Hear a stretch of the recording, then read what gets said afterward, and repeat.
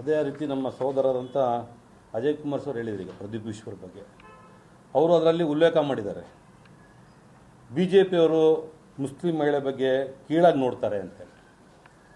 ಅವರಿಗೆ ನಾನು ಹೇಳೋಕ್ಕೆ ಇಷ್ಟಪಡ್ತೀನಿ, ಪ್ರದೀಪ್ ಈಶ್ವರ್ ಅವರಿಗೆ, ಈ ದೇಶದ ಅತ್ಯುನ್ನತವಾದಂಥ ರಾಷ್ಟ್ರಪತಿ ಹುದ್ದೆಯನ್ನು ಇವತ್ತು ಯಾರಾದರೂ ಕೊಟ್ಟಿದ್ರೆ ಅದು ಬುಡಕಟ್ಟು ಜನಾಂಗದ ಮಹಿಳೆಗೆ, ನಿಮಗೆಲ್ಲ ಗೊತ್ತಿರಾಗೆ ದ್ರೌಪದಿ ಮುರ್ಮು ಅವರಿಗೆ BJP ಅವ್ರು ಬಿಟ್ಟಿರೋದು.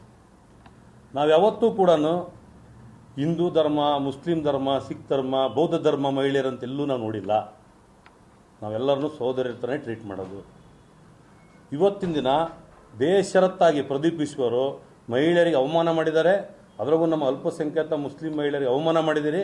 ನಾ ಈ ಒಂದು ಪತ್ರಿಕಾಗೋಷ್ಠಿ ಮುಖಾಂತರ ಹೇಳೋದೇನೆಂದರೆ, ದಯಮಾಡಿ ಎಲ್ಲಿದ್ದೀರ ನೀವು ಅಲ್ಲಿದ್ದರೆ ಬೇಷರತ್ತ ಕ್ಷಮೆ ಕೇಳಬೇಕಂತೇಳಿ ನಾನು ಕೋರ್ತೇನೆ.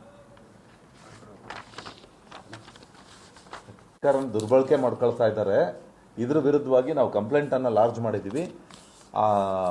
ಅದನ್ನು ಜಿಲ್ಲಾಧಿಕಾರಿಗಳಾಗಿರ್ಬೋದು, ಸಂಬಂಧಪಟ್ಟ ಚುನಾವಣಾ ಆಯೋಗದವರಾಗಿರ್ಬೋದು, ಅದನ್ನು ತಕ್ಷಣ ಶಿಸ್ತು ಕ್ರಮ ತಗೊಳ್ಬೇಕು ಅಂತ ಕೇಳ್ಕೊಳ್ತೀವಿ.